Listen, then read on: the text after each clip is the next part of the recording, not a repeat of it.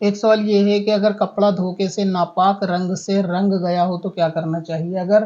کپڑا رنگنے کے لیے کسی نے رنگ گھولا، اس میں کوئی ناپاکی گر گئی اور وہ گھل گئی اور وہ کپڑا اس سے رنگ دیا گیا ہے، اب ظاہر ہے کہ کپڑے کا وہ رنگ جو چڑھ گیا ہے اس کو اتارا نہیں جا سکتا، تو اگر ایسی صورت ہے کہ 3 بار اس کو دھویا جا سکتا ہے کپڑے کو، تو پھر 3 بار اچھے سے دھو لے، کپڑا پاکی کے حکم میں آ جائے گا، کیونکہ کپڑے کو ملنے سے اس کا رنگ چھٹایا نہیں جا سکتا۔ تو اگر ناپاک رنگ سے کوئی چیز رنگ گئی ہے، کپڑا، رومال، دوپٹہ وغیرہ